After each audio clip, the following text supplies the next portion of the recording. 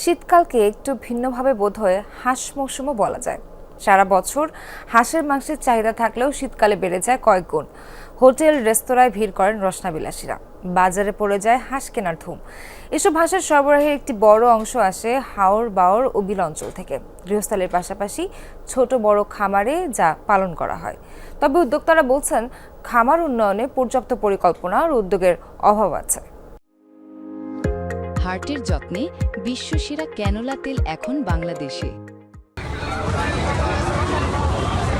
প্রকৃতিতে হিম বাতাস, শীতের সন্ধ্যা উদযাপনে ভোজন রসিক বাঙালির যেন হাঁস চাই। আর তাই পরিবার বন্ধু বান্ধবের সাথে শহর থেকে কিছুটা দূরে ৩০০ ফিটের এই নীলা মার্কেটে এসেছেন অনেকেই। পরীক্ষা শেষ তো আমরা বিভিন্ন জায়গায় ঘুরতে গেলাম, তো এখানে যেটা হাঁসের মাংস পাওয়া যায় বা ট্রেডিশনাল টাইপের খাবার পাওয়া যায়, তো এই জন্য আমরা এখানে আর কি সময় স্পেন্ড করতে আসি। শীতে মোটামুটি হাঁস ভালোই চলে নীলা মার্কেটে। আমাদের সকালের সার্ভিসও মোটামুটি ভালো। মাটির চুলায় রান্না হাঁসের মাংসের সাথে ছিটপিঠার স্বাদ নিতে চায় সবাই। তবে শীত আসলে সেই চাহিদা বেড়ে যায় কয়েক গুণ। সকাল থেকেই তাই রান্নার প্রস্তুতিতে ব্যস্ত সময় পার করে রেস্তোরাঁর বাবুর্চি সংশ্লিষ্টরা।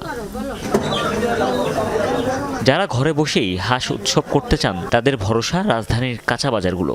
দেশি, বেজিং সহ বিভিন্ন জাতের হাঁস তুলেছেন দোকানিরা। দাম কিছুটা বেশি, সরবরাহ চাহিদার তুলনায় কম। দোনো বাচ্চা বলতে যাবো হাঁস খাবো, তো হাঁস কিনা, তো এই জন্য কারণ বাজার আসা হাঁসের জন্য। তো আসলে আইসা দেখলাম হাঁসের দামটা একটু বেশি। আসলাম বাজারে, দেখে হাঁসের দামটা একটু বেশি, তারপরও কি করব, বাসা থেকে তো নিয়ে যেতে বলছে। দেশি হাঁসটাই পাবলিকে বেশি চয়েস করে বেশি, কারণ এটা স্বাদও বেশি, খাইতেও মজা। আবার অন্যান্য হাঁস আছে যেটা বেজিং হাঁস, ওটা আবার ব্রয়লার মুরগির মতো লাগে, ওটা তো চলে না। শীতকালে কাস্টমারের চাহিদা বেশি থাকে, কিন্তু উৎপাদন তুলনামূলক অনেক কম, তারপর দামটাও অতিরিক্ত বেশি।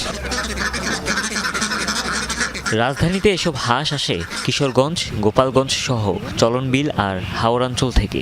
গৃহস্থালির পাশাপাশি ছোট বড় খামারিরা এসব হাঁস পালন করে মুক্ত পরিবেশেই। তবে এখনও খামার ব্যবস্থাপনা আর উৎপাদনশীলতায় খুব একটা প্রযুক্তির ছোঁয়া লাগেনি। কৃষি উদ্যোক্তারা বলছেন, খামার উন্নয়নে রয়েছে টেকসই পরিকল্পনার অভাবও।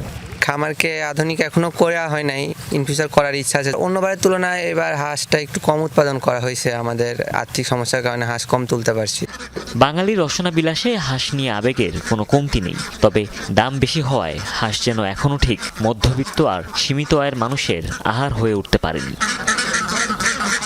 হুমায়ুন রশীদ, যমুনা নিউজ, ঢাকা।